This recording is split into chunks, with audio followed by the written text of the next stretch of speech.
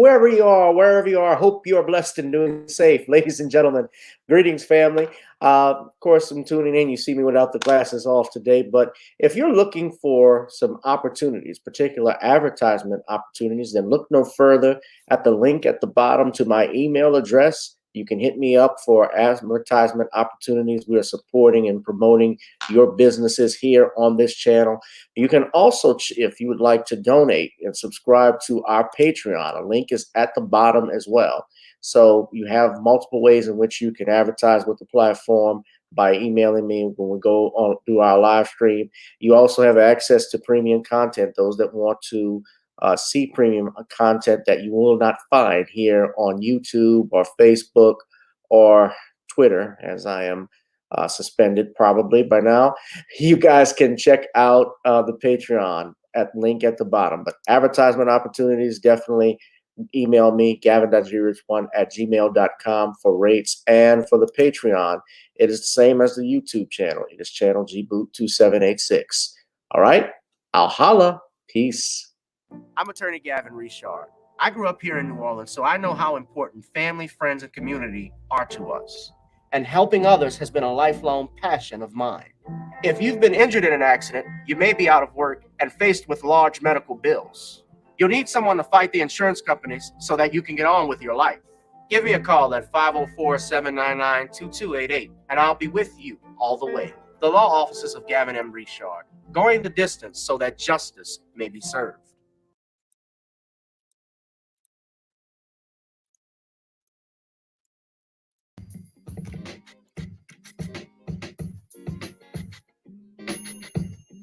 Hi, I'm attorney Gavin M. Richard.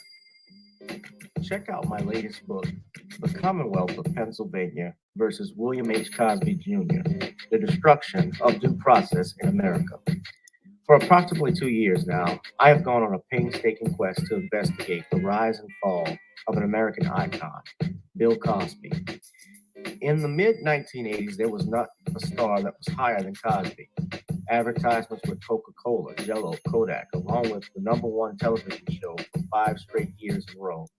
On Thursday nights, it was must-see TV on NBC. Cosby resurrected the genre of the traditional family sitcom that was once thought dead by television critics. He did this as a Black American with an all-Black cast and showed mainstream network executives in white America that it was possible to be successful without showing the worst in people. He also demonstrated the power that television had, as it can make younger people dream to be the best that they can be. However, like many celebrity stars, unfortunately, they all come crashing down, sometimes by their own fault, others not so much. In this book, I attempted to highlight certain things. We go in depth into both of his trials in 2017 and 2018, respectively. What if I told you that these criminal trials were politically motivated by an overzealous district attorney? Will you also be shocked to learn the attacks on Mr. Cosby did not start in 2014, but also in the 90s, not long after his attempted quest to purchase a major network? From where did all of these allegations of sexual misconduct come from? Were the accusers telling the truth? In the 2 years of research, with some help from others interested in learning the truth and facts about this case, we discussed both the legal reasons why his prosecution and trial were illegal, unwarranted, and also the possible personal motives as to why this may have occurred. Most importantly, we warn about the dangers of prejudice and why trial by social media, or mainstream media rather, should never be the norm. All this and more in The Commonwealth of Pennsylvania versus William H. Cosby Jr., The Destruction of Due Process in America. Available on Amazon this fall in Kindle and paperback format.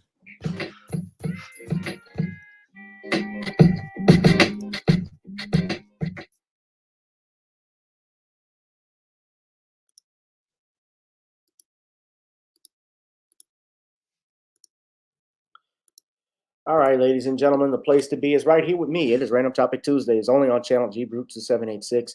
Ladies and gentlemen, if you go right here to this page at Commonwealth Cosbook, you can get the latest updates on the Commonwealth of Pennsylvania versus William H. Cosby Jr., The Destruction of Due Process in the United States. That is my latest book.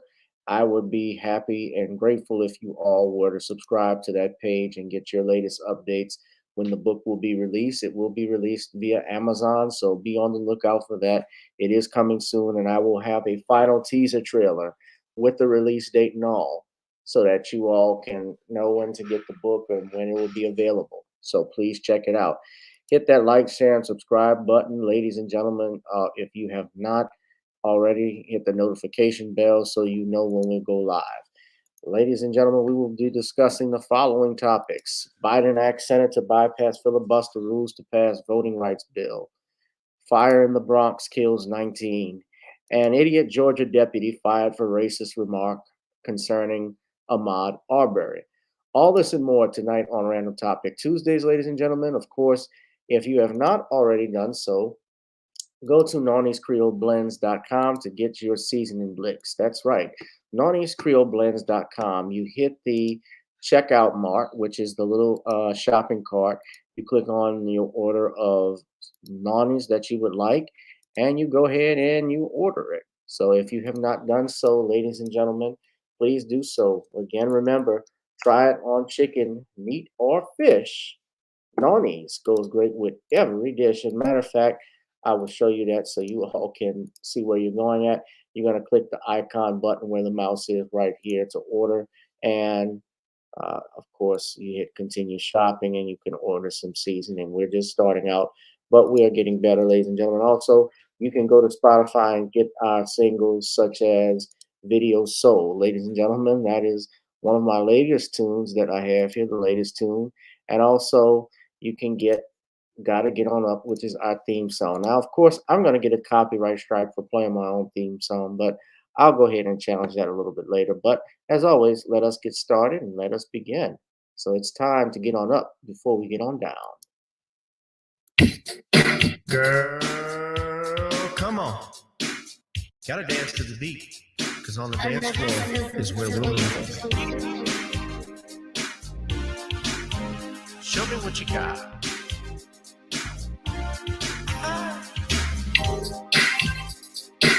You gotta feel the groove. Feel the groove, get on the floor. Get on up. Right now the party's wasted. There's nothing much to do. But once the groove gets started, tell me, what do you have to lose? Just look into my eyes, girl, as we go across the room. And what's to my surprise now, the beat takes hold of you.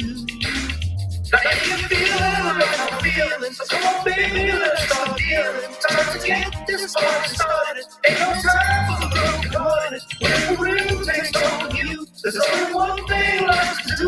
Cause the beat is really moving, time to feel your body moving. Gotta get on and move your body. Cause the beat is really moving, time to feel your body moving. Gotta get on and say something. Feel the groove, get on the floor. Get on. Tell the DJ play with style. Rock steady in the mood. Put on with the fire. Tonight we're gonna groove. Show me how you do the full chorus. Electric slide on two. Hit the bus out, I'll do the body hop, baby. It's really up to you. Now if you feel it like I'm feeling, so come on baby, let's start dealing. Time to get this party started, ain't no time for the broken hearted. When the rhythm takes hold of you, there's only one thing left to do. Cause the beat is really moving, time to get your body moving. Gotta get on up and move your body. Cause when the beat is really grooving, start to feel your body moving. Gotta get on up and shake something. Feel the groove, get on the floor. Get on the Now, 2020 hasn't been the best year of all times. We've been dealing with death, the pandemic, racism, bad policing, and all the bad rhymes. But like Uncle Snoop once said, if you're breathing, you're achieving. So if you're ready, I need you all to get on up. Are you ready? 1 and 2 and 3 and 4. Get your butt on the dance floor. 5 and 6 and 7, 8. This jam we appreciate. We're gonna slide and step on the beat. On the dance floor is where we'll feel the groove, get on the floor. Get on up and move your body. Cause when the beat is really grooving, start to feel your body moving. Gotta get on up and shake something. Feel the groove, get on the floor. Get on up, baby. Yeah, gotta get on up. Come on, baby, gotta get on up, baby. Feel the groove, get on the floor. Get on up.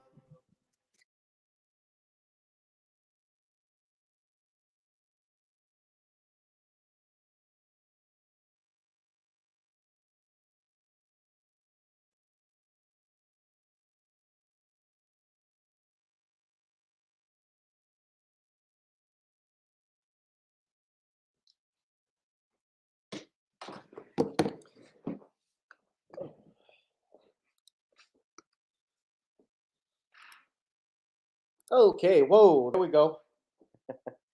Sorry about that. Whoa, what's up, everybody? Everybody, B1, what's up, everyone? Welcome to another edition of Gavin Richard Presents. A little late tonight, a little late this evening here on Channel G Boot 2786, but it's not that late. Whoever you are, wherever you are, I hope you are blessed and doing safe. Ladies and gentlemen, thank you all for all the love and support that you have shown me these last 2 years since we've been actively doing these live streams. I really appreciate it. Appreciate all that you have done and do. Ladies and gentlemen, we're going to go ahead and get this party started in a second. I want you to, again, hit that like, share, and subscribe button. But before we do, let me say hello to all in the chat. What's going on, Darius from Atlanta? What's up? We got Ahmaud. We got computer robots here that are joining us this evening. Ladies and gentlemen, thank you all. So we're going to go ahead. Let us just get this started now with the topics. It has been a busy day, guys. I'm especially just starting left and right, working all day, meeting deadlines and so forth. So you see me in my lawyer attire. Tonight, I'm usually just laid back wearing my Muhammad Ali shirt or a nice polo. Not today. Not today. So while we go ahead and let's get started. Matter of fact, I got my Sean. Yeah, this is what Sean does with some of his videos. So when we take a critical examination of tonight's topics, you will find that we are going to talk about this idiot in Georgia who decided to make a racist remark against your deceased Ahmaud Arbery. Now, we were going to play a clip of the video so that you can get a critical examination of how this man talks, how he speaks, and how stupid he was that he caught himself getting fired for saying some racist bullshit. Now, here is the clip of the Georgia deputy coming out from 13 WMAZ, the CBS affiliate. Today, the Houston County Sheriff's Office says they plan to fire a deputy after an offensive social media post. They say Paul Erhan was suspended with no pay and is facing termination. Felicia Moore shares what community leaders and the Sheriff's Office have to say in our top story tonight. Paul Erhan has been working here at the Houston County Sheriff's Office for 20 years, but after some offensive social media comments, he may be turning in his badge. In a now deleted Facebook comment under a Macon TV station's post about Ahmaud Arbery, it shows Erhan saying, quote, that criminal Arbery still got the death penalty though. That comment caught the attention of people on social media almost instantly. Dozens of people demanded disciplinary action against the deputy. If these allegations are found to be true, I agree that he should be removed from office. Jonathan Johnson, Houston County's NAACP chapter president, said he planned to meet with the sheriff's office and awaits the results of the investigation. But if it doesn't go well, he will call for change. I don't think that I would feel, or anyone else in the community, feel like supporting someone that doesn't support all the people within the community. As of Monday morning, Chief Deputy Billy Rape says the sheriff's office had taken action. He is suspended pending termination. He has 10 working days from today through through the 20th at 5 o'clock to file for an appeal hearing. In a letter to Erhan, the office states he violated 2 sections of conduct, discrediting the department and conduct that leads to the loss of public respect and confidence. The chief deputy said Erhan had been disciplined in the past for other violations, but his firing was based solely on his latest offense. The deputy has 10 days from Monday to file an appeal. In Warner Robins, Kalisha Moore, 13 WMAZ News.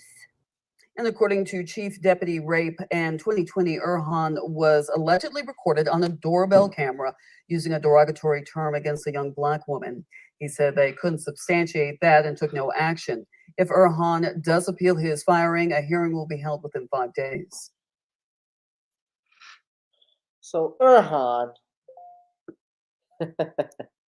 so as Tariq Nasheed says, white supremacists do not get fired, they just get transferred. So your Erhan has an opportunity to actually appeal this decision since he was suspended without pay and has this timeline in which to file his appeal on this decision. And by the way, I like that report. I saw the tat right there. Nice tattoo. That she had. But yeah, so what do you guys think of this? This is kind of typical. We see this behavior all the time. Let's not forget when Eric Garner was killed, you had these police reporters and different people saying things like "I can breathe." You had people wearing those T-shirts saying "I can breathe" as if to mock. Oh well, it was not to mock, but it was a mocking of the death of Eric Garner. And I was listening to I'm starting to sound like Sean. I was listening to Jason Black on the Black Authority, and what he said was very interesting. He said that if Eric Garner's, and this was on Saturday, this was in respect to the decision or the sentencing of the killers of Ahmaud Arbery. He said that had Eric Garner happened recently, meaning around the time of, let's say, Ahmaud Arbery, then you would have definitely seen Joe Parentalio prosecuted, likely for Eric Garner's murder. Now, I think, yeah, George white supremacy for years, and yeah, of course, they're always going to defend this. It's just you saw the same thing with George Floyd. I saw with George Floyd, if I'm not mistaken, it was in Georgia itself. A cop was caught on tape making racial remarks about your George Floyd, and he was fired for it.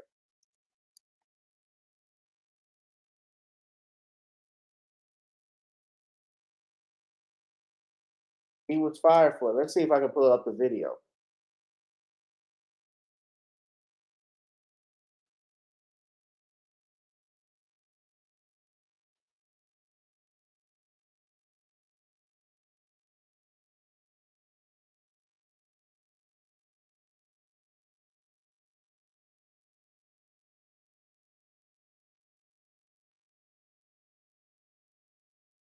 I'm trying to pull up the video. I know the thing exists. But this is what we had. This is what we had. Remember during the McMichael testimony with Ahmaud Arbery. I'm gonna see. That video does exist. Brian said that But this is after the shooting took place, this cop is defending. What he said when he called it basically Ahmaud Arbery got the death penalty for committing a crime. This is what they defend, guys. Make no mistake. It is not about him committing a crime because we know he didn't commit a crime. He's innocent. Even if it was a minor trespass, guess what? He would still be innocent until proven guilty. He was never charged. And we never know what would have happened had not these three men murdered Ahmaud Arbery. But remember police this. arrival, while Mr. Arbery was on the ground, that he heard Travis Michael make the statement. You're hearing testimony from a GBI investigator during the preliminary hearing for the three men accused of murdering Ahmaud Arbery. The investigator detailing the moments that Arbery was shot and killed while jogging through a Brunswick neighborhood back in February, including a racial slur allegedly said by the man who shot him after those shots were fired. Mara Siriani live outside GBI headquarters in DeKalb County with more on the hearing and what's next. New and disturbing evidence undoubtedly taking center stage in the preliminary hearing yesterday. It was a long day, and investigators with the GBI said that they believe Ahmaud's death was highly calculated. So that testimony was given again throughout the day yesterday in that courtroom in Glenn County. One investigator testifying Ahmaud was hit with a truck before he died. They also say the 25-year-old was shot 3 times. After the shooting, the GBI says William Bryan told them Travis McMichael used a racial slur. During cross-examination, defense attorneys testified that Bryan never previously mentioned this. The GBI firing back, saying Travis has used the slur numerous times on social media. We also learned more about Bryan's alleged role in Arbery's death. This is what they Agents say defended. he first claimed he was just a This is what witness this who cop is recorded the shooting on his defending. phone, but investigators believe Now, he worked with the McMichaels that to trap was Arbery in the street. He made several statements about trying to block him in and using his vehicle to try to stop him. His statement was that Mr. Arbery kept jumping out of the way and moving around the bumper and actually running down into the ditch in an attempt to avoid his truck. And this morning, all 3 men remain locked up, a judge deciding there is enough evidence against them for the case to move forward. Now, next half hour, we will hear from Ahmaud Arbery's mother about the moments she had to actually leave the courtroom. She says that they learned some new shocking and disturbing testimony in the courtroom yesterday. But again, we'll hear from her next half hour. Wes. So I'm just going through, but this piece of shit cop who we're talking about, this Roy Ohan. Tonight, today, the Houston County Sheriff's Office says they plan to fire a deputy after an offensive social media post. They say Paul Erhan was I wish you could see his no picture. pay and is facing Notice they termination. don't put his picture here. His badge. In a now deleted Facebook comment under a Macon TV station's post about Ahmaud Arbery, it shows Erhan saying, quote, that criminal Arbery still got the death penalty though. Okay, this is what he says. That criminal Arbery still got the death penalty though. You know, last time I checked, criminal trespass was a misdemeanor and it didn't warrant a death sentence. And even so, the house was under construction. You saw video of other people, white and mostly white, who went inside to check that place out. The homeowner even testified that Ahmaud Arbery did nothing wrong. But I want to show this video. I was mistaken. This was in Georgia, but the shooting was not over George Floyd, what they were discussing. What the Hamilton, this was the Hamilton Police Department. They were discussing your Rayshard Brooks. Your Rayshard Brooks, who was killed in Atlanta. Now, I don't know if it's gonna, I hate when they do these, where you have a video and then it goes back. Excuse me for yawning. But let's go ahead. Let's play this video.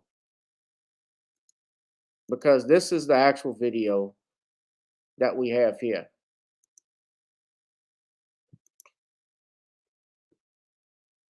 No, Ahmaud Arbery committed no crime, Darius. He was walking while black. That was enough. Tasered, then how come when you taser it's like you done killed him 27 times? This video shows two law enforcement officers wearing body cams. Shoot him, it's just a taser. Then how come when you taser it's like you done killed him 27 times? This video shows two law enforcement officers wearing body cams and having a conversation that would later lead to Hamilton Chief Police Gene Allman and Officer John Brooks both being out of a job. A body cam used by the city was being inspected because we'd been informed that the body cam did not work. But when it was looked at, it was determined that the body cam actually had a full memory of video. The two police officers accidentally recorded themselves on their body cams, not knowing the devices actually worked. Hamilton's Mayor Pro Tem Ransom Farley was the one to find the video. It was disgusting. Because I had to leave the room. Because I couldn't believe what I could. This is in Georgia, and I could too. at the same time believe what I heard. Now, this is everywhere. Both men can be heard using the N-word. The police chief talked about who he'd rather have sex with, Atlanta Mayor Keisha Lance Bottoms or Stacey Abrams. In another portion of the recorded conversation, Chief Allman talks about slavery. It seems to me like they furnished them a house to live in. They furnished them clothes to put on their back. They furnished them food to put on their table, and all they had to do was fucking work. And now we give them all those things and they don't have to fucking work. After viewing the video, it took city leaders about an hour and a half to take action, letting the chief and the officer know they would be fired if they didn't resign. Needed to no longer work for the city of Hamilton. They both resigned Monday, but the officer was supposed to turn in his gear by Wednesday, and Officer John Brooks did not do so, according to the city attorney. That's when the city terminated him. Now, that's just how arrogant these people are.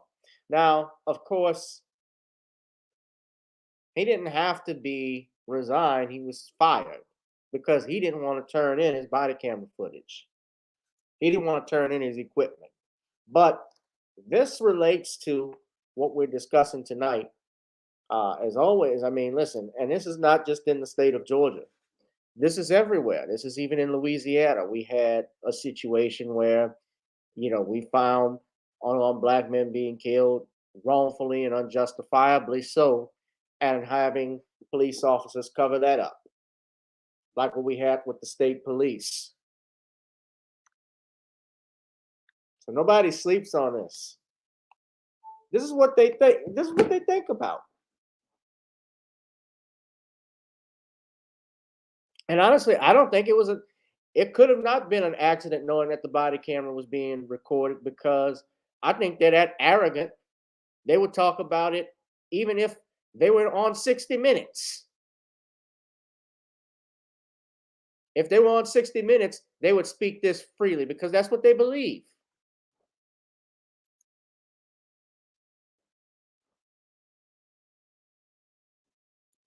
Well, a taser is still not a deadly weapon. It doesn't, in Georgia, my understanding, from the legal standpoint, even if he had a taser, they knew it could not kill anyone, could not kill them while they were chasing him, and they fired lethal shots into his back.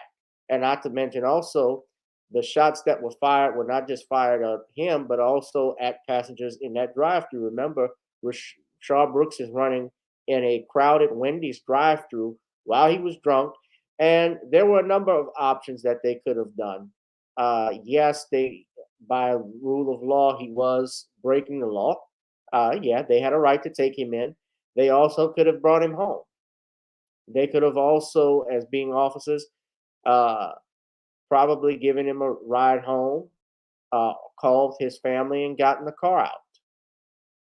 There are some officers who have done that. They have a horde of options. Of course, you're driving drunk. Yes, you're putting people at risk. I get all of that. But And yes, he escalated it. However, did it warrant death? Did it warrant the death penalty? And the answer is no.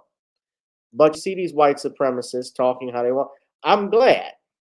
Not that I'm happy that of what they did, but I'm glad it's on camera. I'm glad that they're coming out saying how they really feel. Because now we know not only how they really feel, but that we are not past the original sins of racism and slavery in the United States.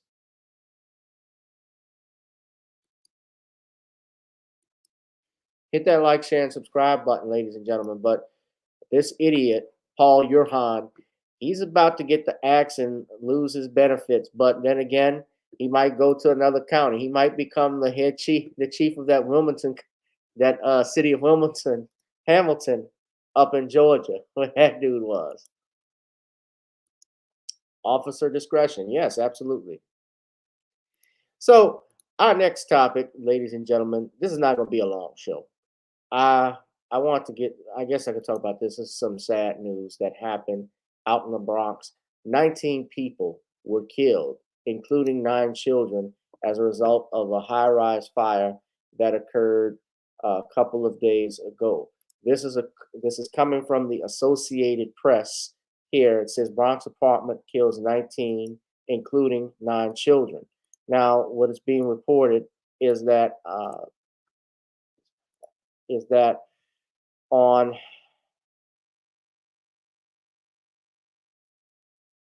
this is from January 10th, 2022. So on January 9th, I believe a malfunctioning space heater sparked a fire that killed 19 people, including 9 children, in New York City's deadliest blaze in 3 decades. Trapped residents broke windows for air and stuffed wet towels under doors as smoke rose from a lower apartment where the fire started. Survivors told of fleeing in panic down darkened hallways and stairs, barely able to breathe. Multiple limp children were seen given oxygen after they were carried out. Evacuees had faces covered in soot. Sadly, it is being reported now, ladies and gentlemen, that from per the information I have here, I'm reading from, this is courtesy of NBC New York, that it says that most, if not all, the victims were killed by smoke. And in actuality, in a fire, that is the number one cause of death. It's not the burn, it's not the first, it is smoke inhalation, because, as you know, fire feeds off oxygen and so forth. And human beings, we of course breathe oxygen, but we exhale carbon dioxide. And when you have fire and smoke being burnt, then you're not able to breathe. It depletes you, especially in smoke, it depletes you of oxygen. Mayor Eric Adams stated, with regards to firefighters, they continued making rescues even after their air supplies ran out. He says their oxygen tanks were empty and they still pushed through the smoke. Investigators said that the fire, triggered by the electric heater, started in a duplex apartment on the 2nd and 3rd floors of the 19th building. The flames didn't spread far, only charring the one unit and an adjacent hallway. But the door to the apartment and a door to the stairwell had been left open, letting smoke quickly spread throughout the building. New York City fire codes generally require apartment doors to be spring-loaded and slammed shut automatically, but it was not immediately clear whether this building was covered by those rules. I'm looking here already. There is a lawsuit that has been filed in New York concerning the fire, ladies and gentlemen. So, courtesy of WLNY, which is 1055 CBS in New York, we're going to play video here of what the grounds for that lawsuit is. Filed a lawsuit against the building's owners and managers, claiming they knew of defective conditions in the 19-story building. Rosa Reyes and Felix Martinez say they suffered serious injuries and are seeking hundreds of millions of dollars in damages. The lawsuit claims the owners failed to ensure that the front door of the apartments were self-closing, that smoke detectors were functioning, and failed to provide adequate heat. Investigators say the fire was caused by a space heater. Now, this could be a perfect example of what we call a slumlord, where if you have space heaters in these apartments, but these apartments, these buildings are not up to fire code. Just as what we're talking about, they were still investigating whether the building was up to code or not. You had, according to the AP, the way that they described the doors, they said they require apartment doors to be spring loaded and slammed shut automatically, but it was not immediately clear whether this building was covered by those rules. So if they're saying that the front door or the door had been left open and wasn't closed adequately, if it was the fault of the building, the property owners, then you're looking at a lawsuit. It seems like it's black and Hispanic or black and Puerto Rican that live there. A lot of these buildings were mostly black, most are not properly constructed and not ventilated. They're slums. Now, I'm not saying that to disparage anybody that lives there, but we have, I know for a fact, especially out in buildings here in New Orleans East, uh, we had apartment complex.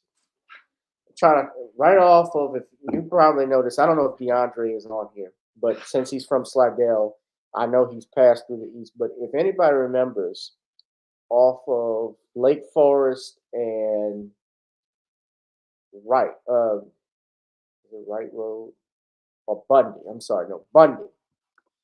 There used to be right behind the post office these apartment complex that they had, and they were not bad until maybe some years later. And around that time, what was going on, especially in the early 2000s here in New Orleans, what we saw take place was white flight. Starting in the 90s, in the late 80s and early 90s, white suburbians that lived out here in New Orleans East started to move out to uh, areas like your Jefferson Parish, the suburbs that they were developing there. Slidell started to develop and grow even further when they started developing their suburbs. And all of the businesses that we had, like the Plaza, which was Maison Blanc, Sears, J.C. Penney's, Dillard's, those started to close. And New Orleans East right now, currently, I always talk about it, it is a food desert, but the apartment complex is tying in there. Yeah, that's good. I like Slidell too. Slidell is nice. The North Shore is nice. But to tie it into what I'm saying, I don't want to get off topic. The point I'm making is that those buildings, those areas have been well developed. That were once well developed, they fell apart 20, 30 years later. And around the early 2000s, I can remember when Mark Morial was the mayor and Ray Nagin was starting to come in to become mayor. The quality of the area, really when Morial was mayor, started to go down. And the buildings started to fall apart. Even with the plaza, I mean, we have a lot with the old Lowe's used to be that's just sitting there and an empty lot. And we have a landlord who is basically holding out because he wants millions and millions of dollars for something that most businesses right now and today will not bring. Uh, and everywhere I'm at, when I look at New Orleans East time, not just speaking of business, but the residents, the apartment complexes are all dilapidated. They fall apart. They have mold on the outside. They have green grass growing on the side of it. Uh, we still have property today, ladies and gentlemen, that is not developed from Katrina, just sitting there and blighted. And sadly, we have a lot of these slumlords who live here in this area, who don't live in this area, by the way, because they all live out in the nice areas. Let's be real. Wherever that where that apartment complex is, I'm sure the owners of that apartment place live in on live in live in Manhattan, downtown New York. They live in like Ghost and Tasha from Power. I'm more than positive, and they make a lot of money.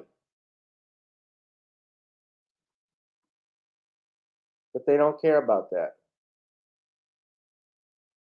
So, what say you all? My thoughts and prayers go out to the families, the victims of this tragedy.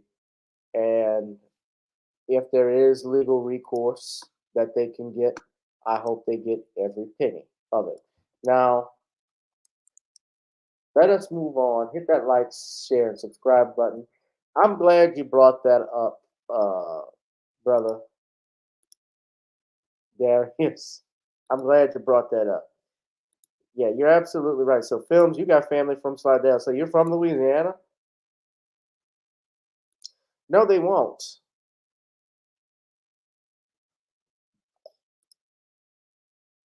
So, let's go ahead and talk about this.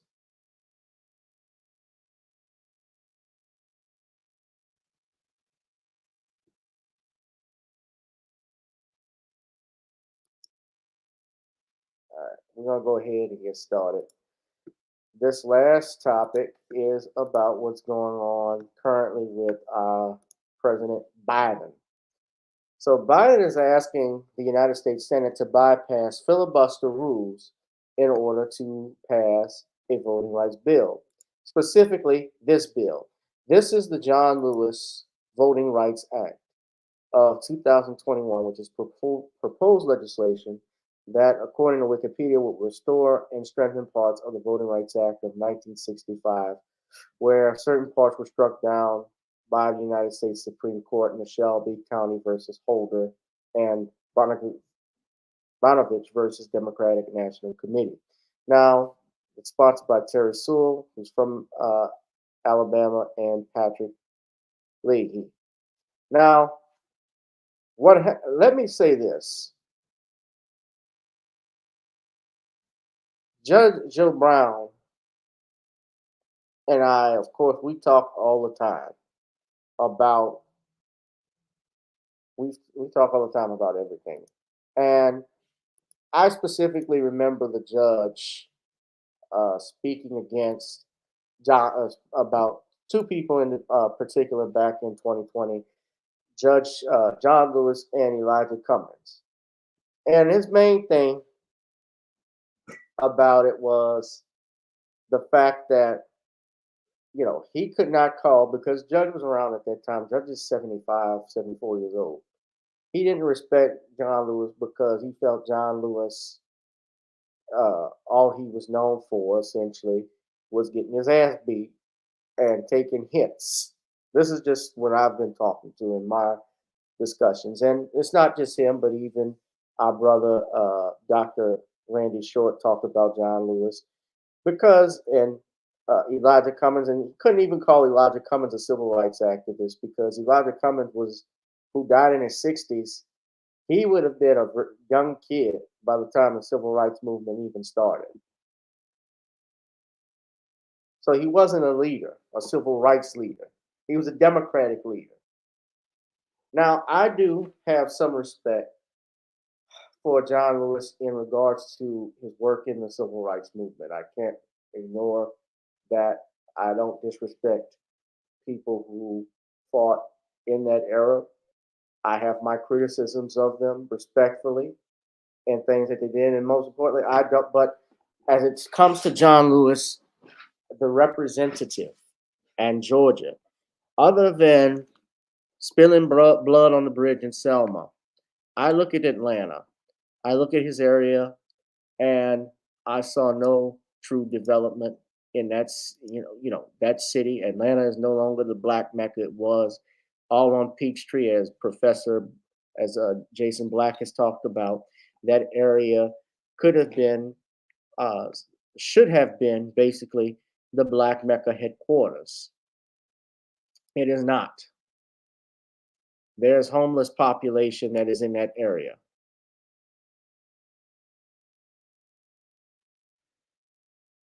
I didn't see the CNN interview. Can you put a link to that film, 5555? Put the link in that films. So I'm going to play a video, if I do have it here, of, I think this is from, if the video is from CNN, I can find it anyway, but thought it was in here. I'm sorry. He said Tracy Abrams couldn't even make it.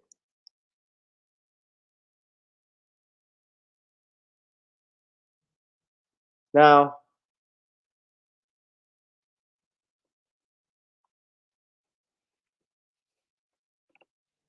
okay.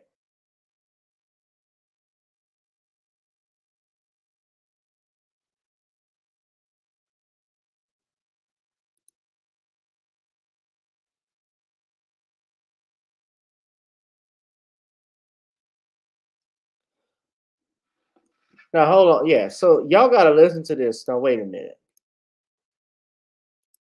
I'm going to have to talk to Judge about this. So this is a video I got here. Hold on.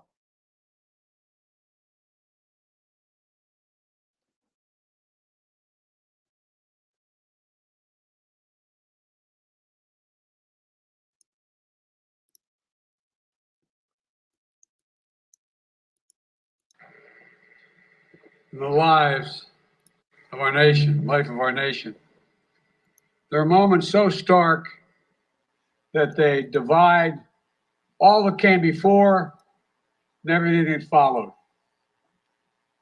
They stop time. They rip away the trivial from the essential. And they force us to confront hard truths about ourselves, about our institutions, and about our democracy. In the words of Scripture remind us to hate evil, love good, and establish justice in the gate. Last week, President Harris and I stood in the United States Capitol to observe one of those before and after moments in American history. January 6th insurrection on the citadel of our democracy. Today, we come to Atlanta, the cradle of civil rights, to make clear what must come after that dreadful day when a dagger was literally held at the throat of American democracy. Now, in our lives, he's talking about the Capitol riot. Now, it has been over a year since the Capitol riot occurred, ladies and gentlemen. And yet we have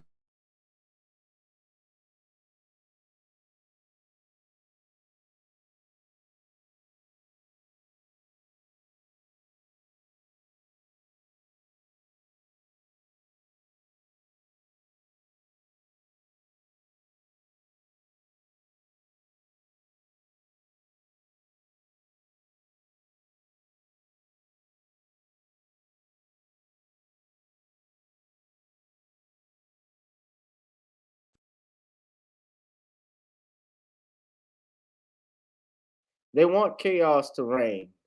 We want the people to rule. The battle for the soul of America is not over. We must stand strong and stand together to make sure January 6th marks not the end of democracy, but the beginning of a renaissance of our democracy. This was an I'm of course not condoning what they did. This was an insurrection, and yeah, they did riot, but they have been talking about this for far, far too long. And he insists, when I'm looking at here, he was arrested in a civil rights protest. That's the biggest thing.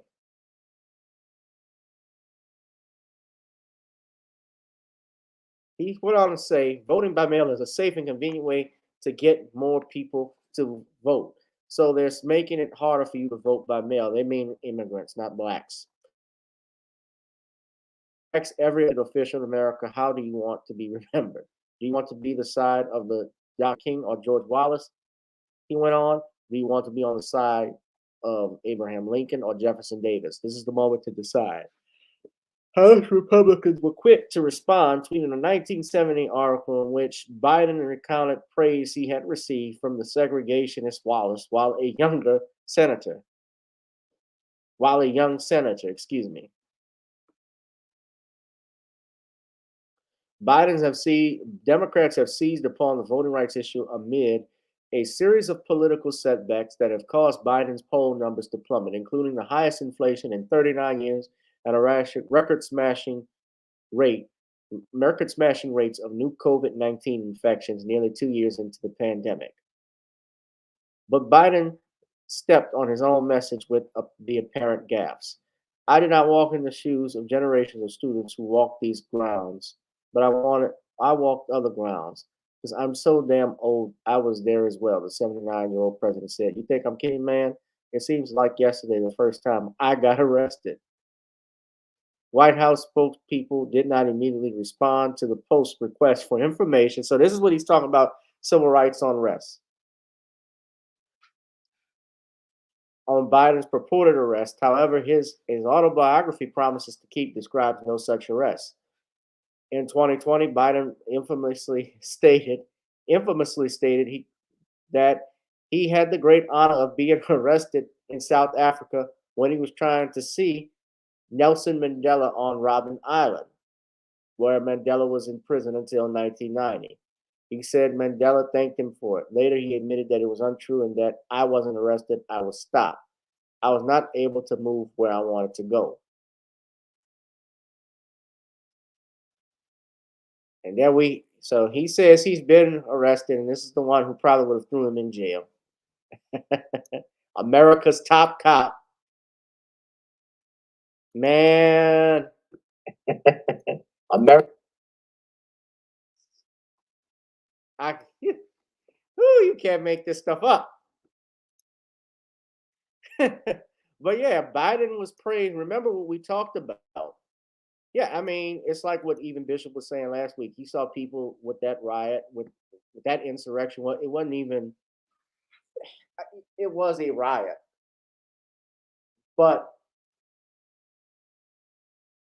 the fact that it was a paid riot, it was a staged riot to me. It looked like everything was set up.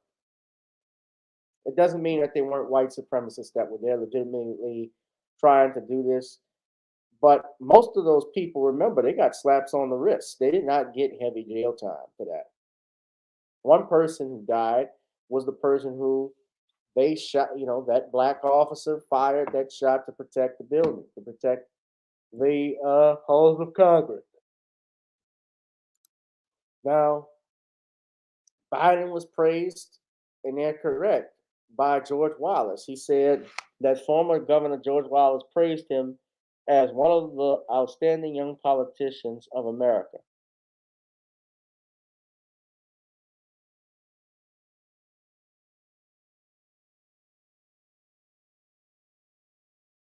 He says, even here, Senator Joseph Biden of Delaware, for example, tells Southerners that the lower half of his state is culturally part of, do y'all see it? Dixie. Hold on, I gotta share a new screen because I'm actually looking at the Twitter page. Look at this. Now, say what you want about the Republicans, but they came with the receipts. Most of the 1988 Democratic presidential candidates agree with Rob on the importance of the South. Senator Joseph Biden of Delaware, for example, tells Southerners that the lower half of his state is culturally part of Dixie. He reminds them that former Alabama Governor George Wallace praised him as one of the outstanding young politicians of America. So this is the stuff Judge Joe Brown talks about.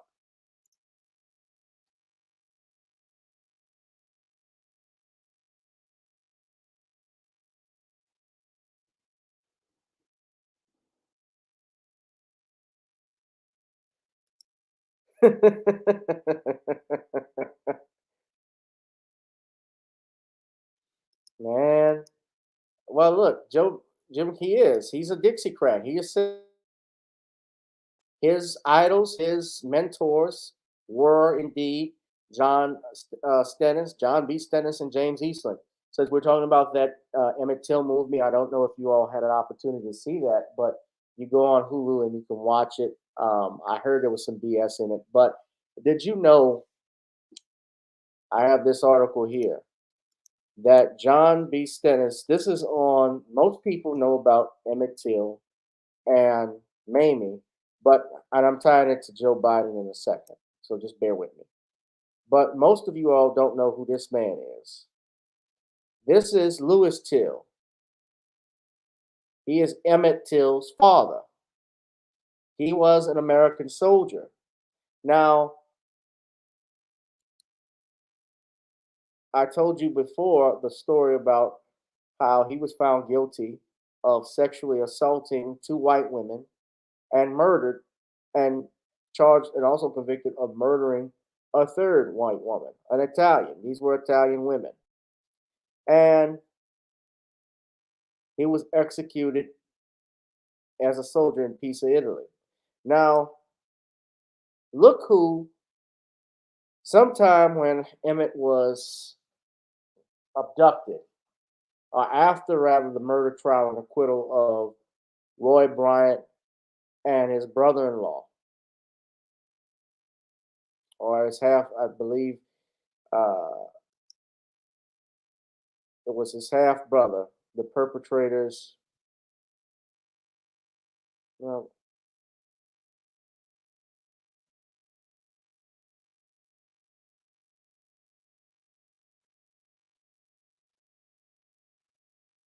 Roy Bryant and his half brother, J.W. Millam. This was posted in Confidential. This is Confidential magazine. Says why the Army hanged Emmett Till's dad. Now, this was the May edition, and that information was leaked about the trial that Louis Till had back in October of 1955. And it says here, in October of 1955, after the murder trial and acquittal gained international media attention, Mississippi Senators James Eastland and John C. Stennis uncovered details about Louis Till's crimes and execution and released them to reporters. In November, a grand jury, November of that year, 1955, declined to indict the 2 abductors for Till, despite the fact that they had given an interview in which they admitted to having kidnapped Emmett Till. This is James Eastland. He was an attorney and cotton planner. And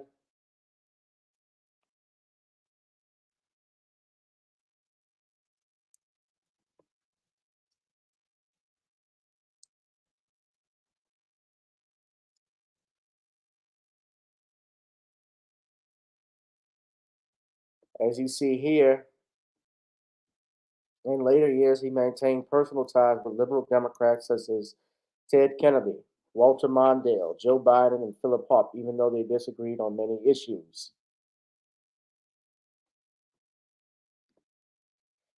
You look at John B. Stennis, and this is a man who was called the governor of Mississippi politics.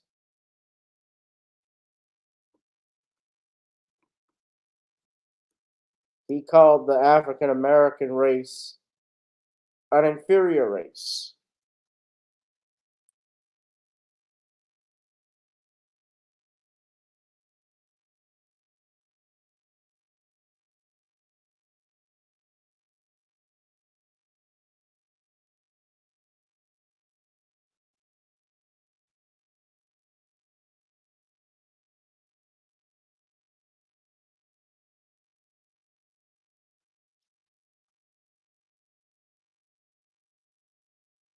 LBJ once said Jim Eastland could be standing right in the middle of the worst Mississippi flood ever known, and he'd say the niggers caused it, helped out by the communists.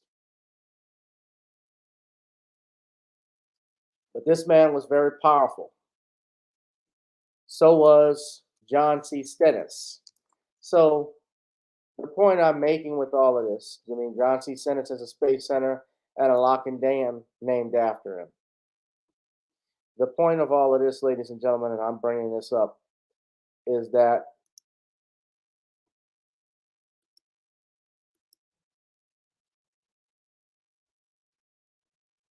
Eastland was the one that leaked that information about Emmett Till. And Joe Biden had ties with these men. Now, if I have ties with someone, and let's say that person is despicable, does that necessarily mean I'm like that person? Can I be friends with a person? Well, that all depends on, I guess, how despicable that person is and what they do. And this is a man who, for all of his life, those two men, Eastland and John Stennis, used their platform in most of their political careers to put and keep down African Americans, to put down black men, put down black women and children. I'm sorry. He cannot get a pass for this. Anybody cannot get a pass for this. And to tell outright lie that he got arrested, I don't think it's a gaffe. You got arrested in the civil rights movement. Let's see if before we get off from here, I'm gonna go to that John Bierman video that our brother is talking to, but it's talking about.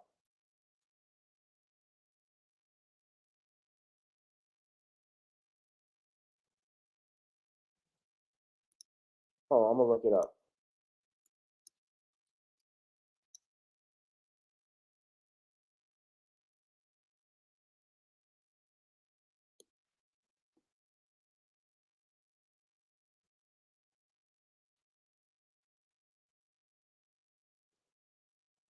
So he's a Black Voters Matter co-founder. That tells me enough.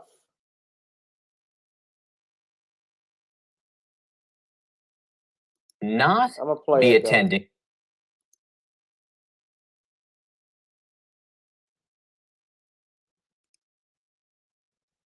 Voters Matter, Cliff Albright.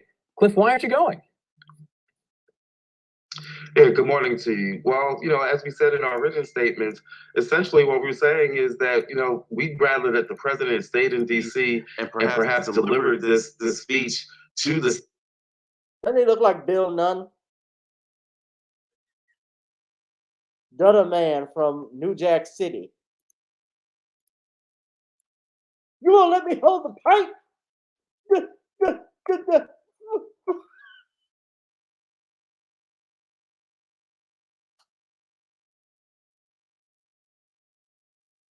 No. Y'all remember Dudder man?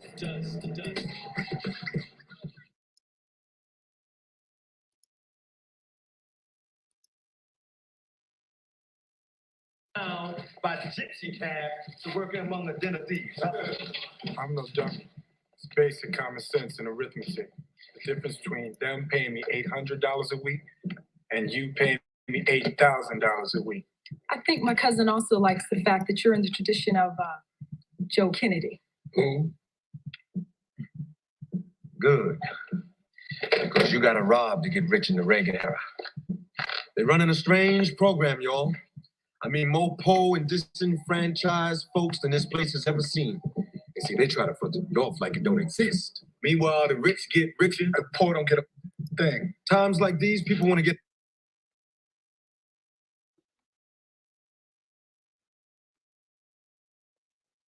Cancel that bitch. Yeah. I like Nino Brown. Let me get started. No, Dudder man. No.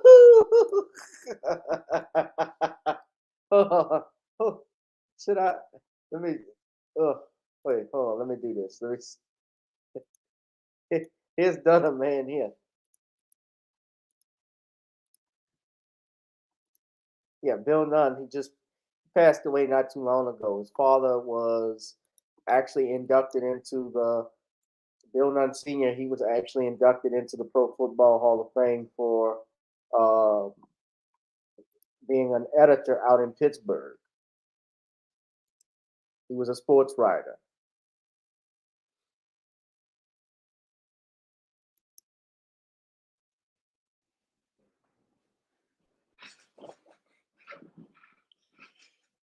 Radio Raheem.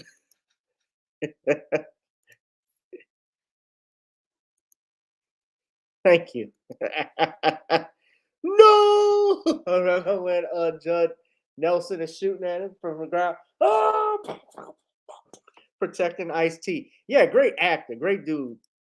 Radio Raheem. My music. Put some brothers on the wall, Sal. But let's go ahead. Let me play that clip, man, because I'm gonna roll out of here in a second. But let's go ahead and play that clip we were talking about from Cliff Albright. I want to hear what he has to say. Senate to the Democratic caucus. They meet every Tuesday morning. He could have gone there and delivered the speech, because at this point, what we're saying is we don't need another speech from the president. He gave a very passionate speech, not only the one that he gave for the commemoration last week of January 6th, but remember, he gave a very passionate speech back in Philadelphia, back in July.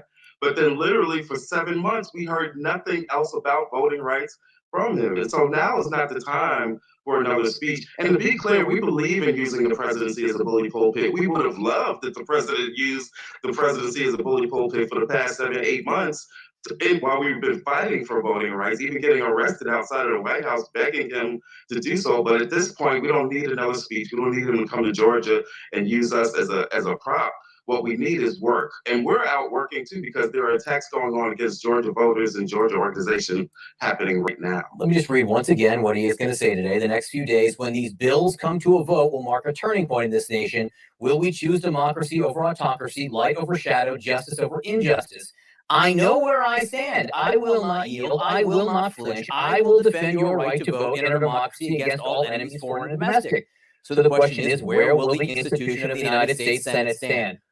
What more could he do? Well, a couple of things he could do. One is that we need him not only to give that speech and talk about the filibuster and to give a clear plan. It's one thing for you to say, I'm open to filibuster changes, right? That's what he said up until now. He has not given a full-throated call for them to modify the filibuster. He's not yet done what he did for infrastructure. When he went to Congress and met with the members of the House, he didn't go to those members and say, you know what, I'm open to infrastructure. You know, if infrastructure is necessary, I can go along with that. What he said was, pass this bill and pass it now. He's not done that in regards to voting rights. He's not gone to the Congress, to the Democratic caucus, and delivered that speech. And he's not told them exactly what he wants them to do. His good friend Joe Manchin say, look, Joe, I want you to modify the filibuster. I want you to do it now. Here's one method, because there are different scenarios on how to do that.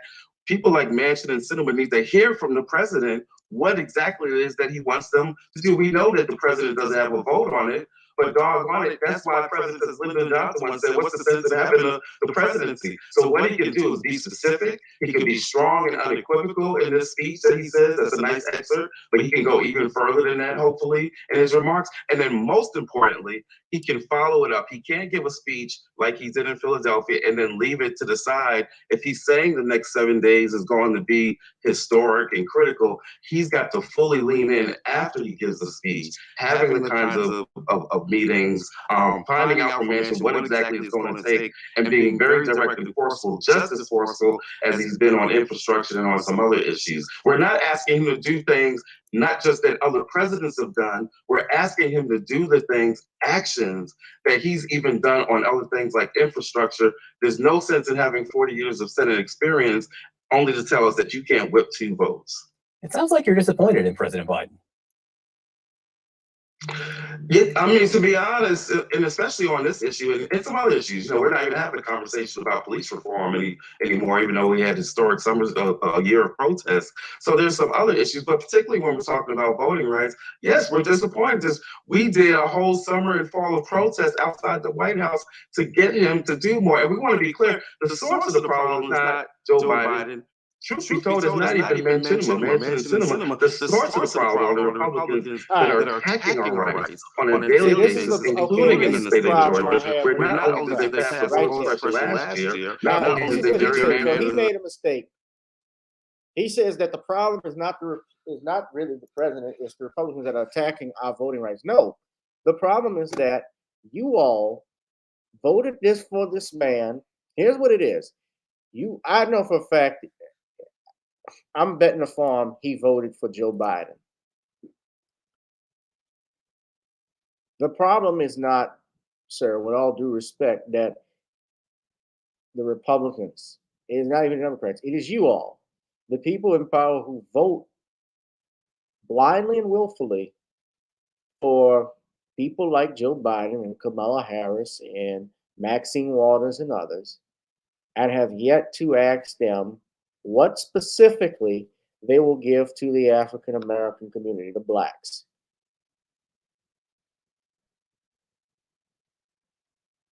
The 1965 Voting Rights Act was designed to protect, yes, the rights of black Americans, particularly in the South, to vote, even and in spite of the 15th Amendment, which gave us the right to vote. It is a constitutional right. It cannot be and should not be infringed at all because it is written as an amendment. It is what part, it's not of the original Bill of Rights, but amendments, of course, are rights that we all are endowed with. It is a right. And this is why right now he says we're not props, but you still, I'm pretty sure, come 2024, if President Biden is still running, if he's still healthy, I'm pretty sure Cliff will still be voting for Joe Biden.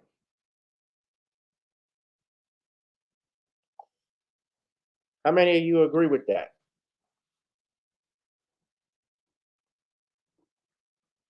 I'm betting the farm he will.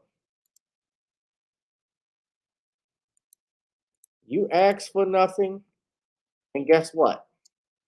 You got nothing. I don't even know if I need to play more of this video.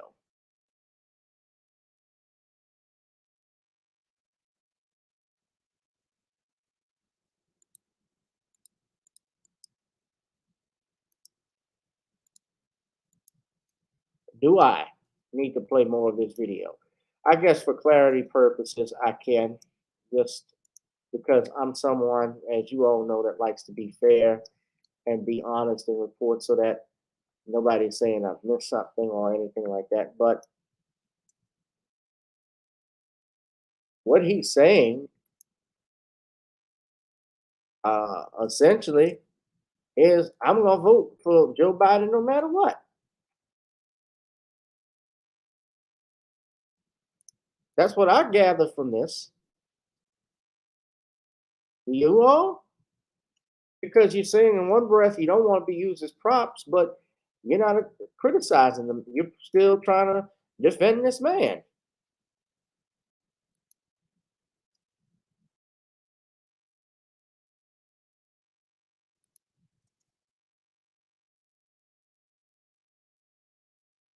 I'll go ahead and play it, finish playing it, so we can all hear what he has to say. The maps last fall, but even right now, they're about to go into a new session where they're going to try to attack voting rights even further.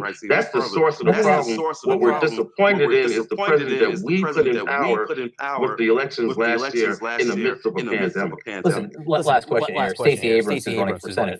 Running for governor. Of course, in Georgia isn't going either. She's citing a scheduling conflict. Have you spoken to her? Is it really a scheduling conflict?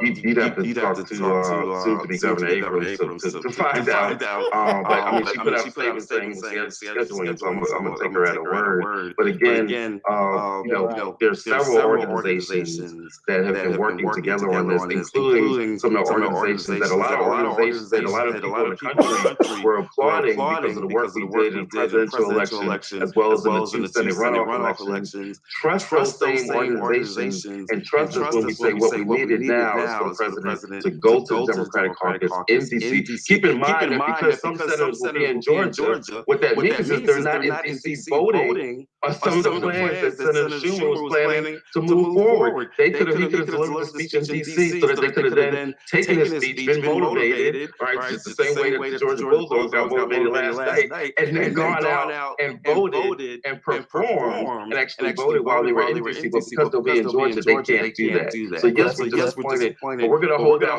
hope for what's going to happen the rest of this week. Cliff Albright, I appreciate you speaking with us, not just because of the subject matter, because also you gave me a good segue to our very next story. So thank you very much, Cliff.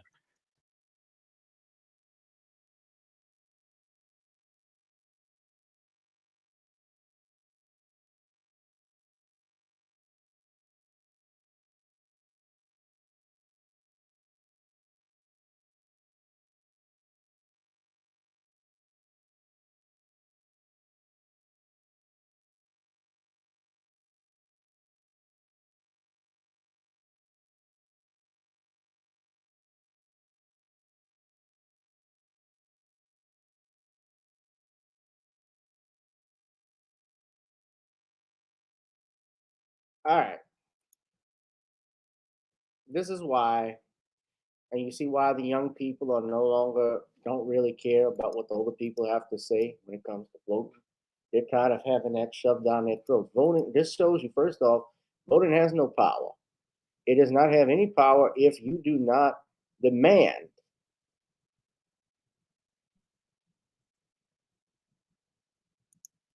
You don't get anything out of fear. You don't get anything for giving something. When you give something, it's a gift.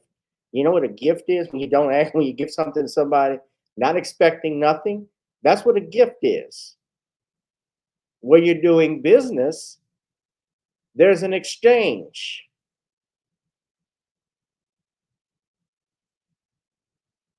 And because you didn't get an exchange, you didn't promise them anything, guess what? He's not going to deliver anything to you. I doubt Stacey Abrams will become governor. All of Georgia will show up. Yeah, Georgia turned blue in this election, and that's questionable, but I doubt she will become governor. But watch and see what will happen.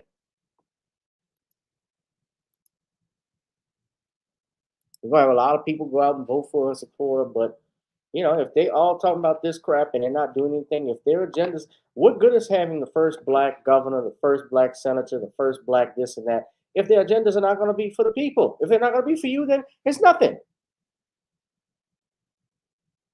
What does it mean? It's absolutely nothing. If the first Jew or the first Muslim or the first Arab was running in, you know, any of these major cities, even though their voting bloc is small, the Asian community would not openly go and support someone just because they're Asian. If they talked, let me tell you, let me clarify, if they were disrespectful to black people, or excuse me, to their own race, like these black leaders have been disrespectful to us, they will do the opposite of what we're doing, which is we will not vote for you.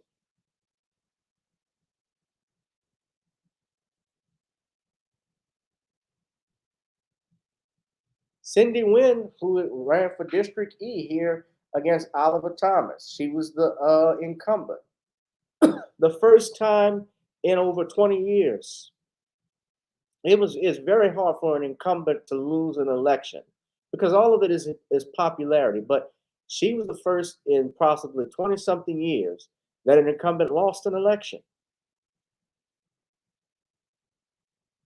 Because even though, yes, she's Asian, she's Vietnamese and had ties, they didn't like a lot of the stuff that she did because, you know, she's a community organizer, but nothing about bringing development, nothing about businesses. Obama was in office for 2 years. Yeah, look, when he had those first 2 years where he had a Democratic Congress, he could have used this opportunity to push for Voting Rights Act if he wanted to, but he elected not to. And guess what? We gave him our vote blindly. All he had to be was be black. That's all we cared about. And if that, he wasn't. So you guys hit the like, share, and subscribe button if you like this channel. Also, donate to the Cash App if you like everything. Cash App, Gavin Richard Esquire.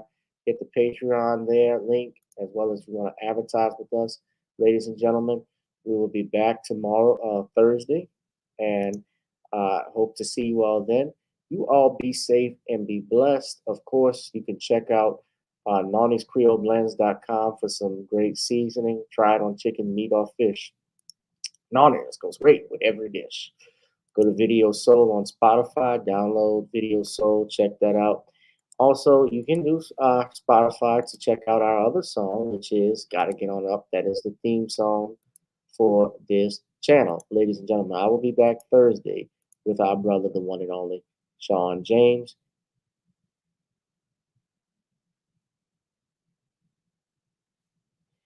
And yes, that is her, Darius. She was, well, yeah, she was voted out with a quickness. Well, not even with a quickness because it was a runoff, but she ran against Oliver Thomas, and Oliver Thomas was a former council person. He was a former, actually, he was the former chief council person here until he got in trouble with the law. But Oliver Thomas is very popular. And after the 5 years we had with Cindy, she wasn't doing anything, just got rid of her. So hit that like, share, and subscribe button, ladies and gentlemen. I will be back later. I'll holla. Peace. Girl, come on. Gotta dance to the beat, because on the dance floor is where we'll meet. Show me what you got.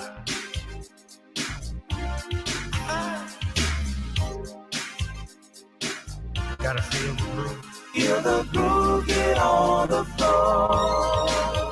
Get on up. Right now the party's wasted.